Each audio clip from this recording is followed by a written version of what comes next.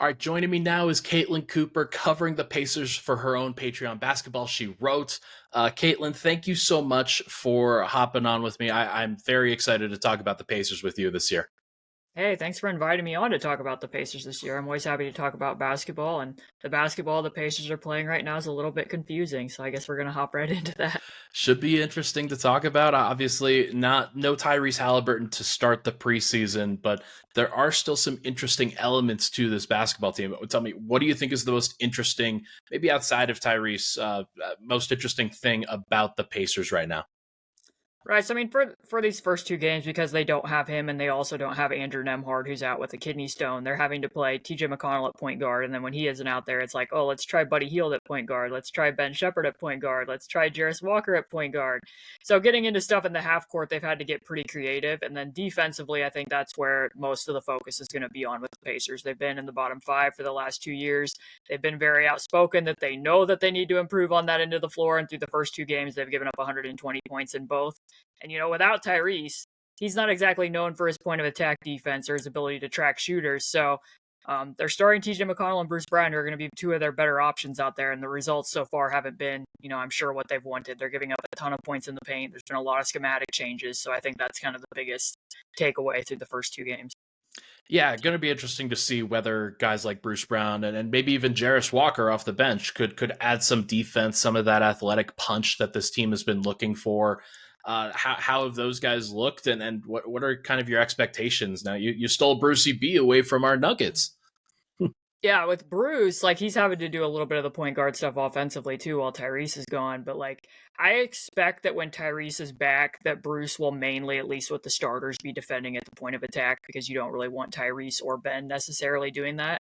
But to this point, because TJ is out there on the floor, they're letting TJ do it. But even with as leaky as the defense has been, because they're much more this season prioritizing keeping shooters at home on the perimeter, it's kind of a sink or swim mentality. They don't exactly have a lot of on-ball stoppers, but it's kind of like when you watch it, hey, you're just going to have to learn. We're not giving you a life preserver. We're not sending a lot of help in a lot of situations. But Bruce, even through all that, as you know, covering the Nuggets, he's just going to have these little moments where he's kind of the little things king. Last night, he got beat by Amen Thompson, and he knew that, hey, I'm going to keep pursuing this play. He's going to rock the ball back to his left hip. I'm going to reach in and I'm going to poke away the ball and get a deflection. He's done several of those things where he's quietly cleaned up messes for other guys where you can play him off ball or you can play him at the point of attack. So I think that's what attracted the Pacers to him, that he is so malleable, that he can wear so many different hats, even on a roster where they have so many players who are 6'5" and under. It is interesting to think about the variety of players that they have in that mold, or maybe different molds of around the same size. I'm thinking Benedict Mathurin, Buddy Hield, Andrew Nemhard, Bruce Brown, guys like that. Obviously, Bruce is going to be locked in for the Pacers for the foreseeable future, but where do Mathurin, Hield, and Nemhard kind of stack up in that pecking order? What does it look like with the Pacers kind of heading into this season versus maybe in years past? Right. So, I think the Buddy situation is somewhat up in the air. Both sides have been handling it very diplomatically, and Buddy's going to show up and compete. But obviously, with his contract extension, that's stalled out. They're not looking for a trade imminently, but you don't know what the long-term future is going to be there with Buddy if they don't reach something. So, Ben has moved back into the starting lineup, or has moved into the starting lineup. That happened over the last 10 games of last season, so it was kind of expected. Buddy's kind of playing a six-man role where when Tyrese comes back, those two know each other like the back of their hands. They have great chemistry. They were the number one assist combination on made threes last year. So I think they're still going to try to get minutes for them on the court together, even if Buddy isn't a starter. And then, with Bruce coming over as the third starter, that means that Andrew Nemhard's gone from being, a key starter last year, who went from being a second round pick to now probably coming off the bench. And at practices, he's been playing more outside of ball screens. I certainly, when he's healthy and ready to play, I hope that he's playing as the backup point guard and running offense, because you don't really want to see him go last year from being a starter to having a smaller off-ball role next to TJ McConnell necessarily. So I think that's kind of where the pecking order shakes out. And Ben, to his credit, in these first two games has seemed like he stood out for the right reasons, and that he stood out by fitting in. Last year, he kind of stood out because, he would be somewhat separatist from the offense, but he's been continuing advantage and trying to get the ball moving a little bit more. It's interesting with a guy like that. There are a couple of different paths of development that you can go with. With him, he is so talented as a scorer and so talented as an athlete that you want to just continue to see where it goes and where it can continue to push. And theoretically, in a lineup with Tyrese Haliburton and Bruce Brown, kind of guys that can either set him up or do the little things, like there should be a role for a guy like Mathurin in a scoring role in a starting lineup. But he's going to have to do those other detail things as well. Because, I mean, if the Pacers continue to have higher expectations, they're going to need to push him even higher. So I'm glad that they're kind of putting him on an island a little bit defensively. That's the only way to teach is trial by fire, right? Yeah, I mean, I think that's somewhat what it has to be on both ends of the floor. In Summer League, I didn't feel the best 2 games, especially from an efficiency standpoint. It's very clear that there's like 3 main things he was going to need to do. Shoot the ball when he's actually open, because he's very wired to catch and drive. When he gets to the rim, be able to make a pass and then make strides defensively. I think the defense has still been fairly rocky in these first 2 games. But in the sense that, like I said, he wants to play at a triple threat so much that when he catches the ball, he typically wants to rip and drive to his left. I think teams have kind of known that. Like even in the first preseason game against Memphis, you could see them loading up whenever he drove left, because I tracked every pass he made last year to the right side of the floor. He never made one with his left hand. So that means that like he's having to turn on his axis and throw a push pass with his right, and the accuracy can kind of be all over the place. But at least in these 2 games, he hasn't just been trying to beat the help and, force up a shot at the rim. He's actually looked to make some of those passes. So I think that they have to at least be pleased with that standpoint of it. And like you said, like without Nemhard and Neesmith both in the starting lineup, they don't have 2 top-tier perimeter defenders, which is going to be baptism by fire, because Ben's going to have to take one of those guys. Like Bruce can take one, he can't guard both. So that's kind of where they've been at. I don't have a ton of questions about Miles Turner. He seems like a very standard, like quality backup center, and has been for a while, especially with the split between him and Sabonis, and kind of both of them seem to have really flourished in the roles that they've had. Obi Toppin coming over, he's an interesting option. I think he started this last preseason game, if I'm not mistaken. What's the general consensus on Obi versus maybe the new draft pick in Jarace Walker? Yeah, I mean, I think generally speaking, the environment, if Obi's going to make, have a breakout type season, it probably can be better than with the Pacers, because he's going to be playing with Tyrese, who's kind of known. He can get guys paid. You're going to have a better 2-point percentage if you play with Tyrese Haliburton with the way he sets guys up. And then also, he's never played with a stretch big like Miles Turner. He's played with Nerlens Noel. He's played with Mitchell Robinson. He's played with Taj Gibson. That means that Obi doesn't have much opportunity to move toward the basket. And then also going from like the Knicks slower pace scheme to the Pacers being, top 5 in transition frequency and top 5 in time to shoot after a make gives him a lot of opportunities to run and leak out that fits his kind of electric style of play. But in these 2 games, I think it's shown up that he is somebody that's going to need to play with Tyrese, and that might in part be why they're thinking about starting him, just because I think that partnership is going to be valuable, because he's had some moments where he's leaking out and doing like the Obi Toppin things, but defensively they want to do a lot more switching at the 4 than he ever would have done with the Knicks, and that's been kind of up and down. He can move. His backward mobility is okay, but his lateral is still something that he's going to have to improve on. And then just overall, I think that he's had a few clunky moments offensively in some face-up situations as well. But, Jarace, Obi's kind of the offensive option at that spot, and Jarace is kind of the defensive option. Jarace shot the ball very well in the opening preseason game, made 4 threes, didn't shoot it as well last night in Houston. So that kind of remains to be seen. I kind of still see Jarace a little bit more in the mold of like somebody who's plays more like a big, like fake handoffs and stuff that Draymond does, but it looks so far like the Pacers view him more traditionally as a forward who's going to be doing pump and go and be getting up a lot of threes. So kind of have to see how that efficiency shakes out and what other they do, because they have so many centers on the roster that kind of prevent him from being able to do those other types of things as well. Last thing here before we get into more prediction stuff. I'm continually fascinated by Tyrese Haliburton and the growth that he had from Sacramento over to Indiana, and just being allowed to flourish in the way that he was. This team's identity clearly has shifted towards him, but it seems like they could go even further. And it seems like the way that you push the pace and you space the floor and you allow Tyrese to set the table for everybody, there are ways that they can continue to even do it even better. Where does Tyrese Haliburton's growth go from here? And what are some things that you've really enjoyed about covering him so far?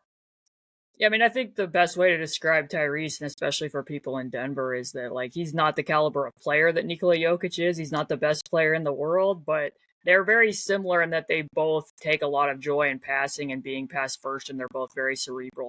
I've always thought when I watched Jokic, like the longer he's in a series, it was almost to his benefit in the bubble when the Nuggets got in a 1-3 hole. Because the longer he's in a series, he's going to figure out the matchup. And Tyrese is similar that if he runs into a type of coverage in a game, like last year they played the Timberwolves and Jaden McDaniels gave him some problems, in part because some of the time he was intentionally ducking under and then surging out because Tyrese isn't shoot first. And when they play that game the next time, it's like, oh, okay. Now he's figured out how to get to the next action. He knows how to counter it. Or, he was going head on against Bam Adebayo, only scored a point. They go down to Miami a month later, and he scores 43 and makes 10 threes, really hunting the switch pocket. So he just knows how to make adjustments, and he just thinks the game at an extremely high level. So that's very fun to pick apart and be able to do that type of stuff. That covering Jokic for as long as you have. But I think that the Pacers mainly, like I'm sure most people would watch Tyrese and probably want him to still up his usage rate from where it is because he is so efficient, like see what the limits of that are. I tend to look at it a little bit more game by game and seeing like, okay, if he does up it in certain situations, can he do enough against the switch? Can he drive enough against the switch that would be worth it versus attacking that switch in another way 4-on-4? But I think from the Pacers perspective, it all has to be at the defensive end. And I think that's why they did pursue Bruce Brown. And, they drafted Jarace Walker, trying to decide how they're going to be able to insulate him because he does get hunted a lot at that other end of the floor. They're going to need more from him individually. So, it's a give or take. I expect that like right now they're not shooting the ball very well. And some of that's because Buddy Hield's only been like 1 of 8 in these 2 preseason games, which I don't expect to continue. But you can see that when you put Bruce in the starting lineup, you put Obi in the starting lineup, like that's not the same spacing as last year when it was Andrew Nembhard, Indy Smith, and Buddy Hield around Tyrese to be able to, really stretch his legs in the pick and roll and have all types of room to make reads here, there, and everywhere. So, if you're upgrading the defense, where's kind of the balance there? And have they upgraded the defense? Because so far, it doesn't quite look like they have. But I mean, I think that's what they're most looking for. They should be looking for this season as far as building around Tyrese.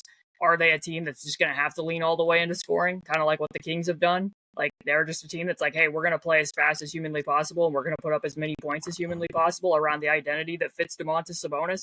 Is that what you have to be, or do you have enough here where you can strike a balance and improve a little bit defensively? Because, I think if they can get to be, even just top 20, they would have a good enough net rating where they could sniff around at the very least being a play-in team and maybe getting out of the play-in tournament. No, and I think that's kind of on the threshold of where I have them now. I for what it's worth, I think the defense will improve. It's one of those things that's going to take time. And when you add in these different concepts and you bring in different players, and especially guys like a Bruce Brown, who like he will pick up some things, but the longer that he's there, he'll pick up even more. I think that there's going to be a little bit of a growth factor there from the Pacers. But I mean, as long as Tyrese is healthy and stays healthy throughout the year, there's no reason why this team can't win at least as many games as they won last year, if not way more than that. I have them at 38 wins right now because the bottom, like that middle to bottom of the Eastern Conference is just a nightmare to try to predict. There are so many different directions that any of those teams can go, whether it's Toronto or Indiana or Orlando or just this entire collection of group. Do you have a number that you'd like to throw out there for the Pacers, or is it just a kind of a wait and see approach? Yeah, I mean, I don't know. I don't usually put numbers on it. I think when I was on with Nate Duncan, I said 40. And that was before I knew what the Buddy Hield situation was going to be and how some of the other roster might end up turning out. You never know. But I do think that they were at a 44 win rate last year when Miles Turner and Tyrese were both playing, when they were both healthy. So you do think there's some meat left on the bone there. And I do think that they have made upgrades. It's just a matter of, can they get enough defenders on the floor at once? Like they have more, but will they ever be in the same lineup at the same time? Like that's where it gets a little bit tricky because they don't have a lot of, straightforward two-way players. They have a lot of good offensive players and a lot of good defensive players. Can they find the right rotational mix? But I think just based off of last season, I agree with you. I don't see any reason why they can't match the win total from last season and take a step forward. It just depends on what the rest of the mosh pit is there in the, the 7 to 10 range and who really establishes themselves there. But that's where I'm at. Like they played, I mean, I guess what I should say is they played at the same win rate and had the same net rating as the Miami Heat last year when Tyrese and Miles were both available. So basically they're going to the NBA championship. I think that we can all expect a finals trip for the Indiana Pacers this year. I love it. I mean, as unlikely as the the jump for Miami was. It would be insane if Indiana made that jump. But like, I mean, I'm here for it. I'm here for Tyrese Haliburton jump passes in the finals. That's a dream come true right there. Okay, so last question before I let you go. What would be considered a successful season for the Pacers? If you had to boil it down to one or two things, what are those things that you'd like to see from this group, even if it doesn't manifest in like 45 to 48 wins or something like that?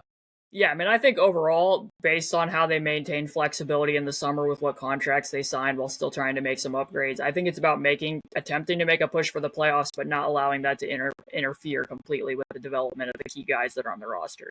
I think they need to be able to get to the end of the year and definitively say Benedict Mathurin is a critical part of this core, and or Andrew Nembhard is a critical part of this core.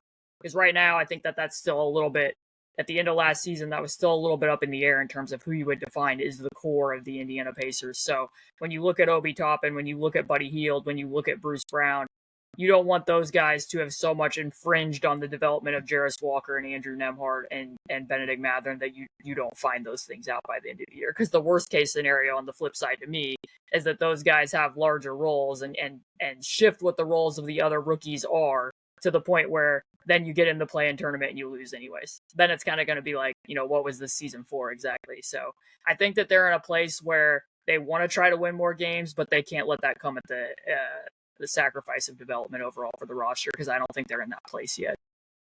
Well, we will see what happens with the Indiana Pacers this year. She is Caitlin Cooper at C2_Cooper on Twitter. Make sure to go follow all of her work at Basketball She Wrote.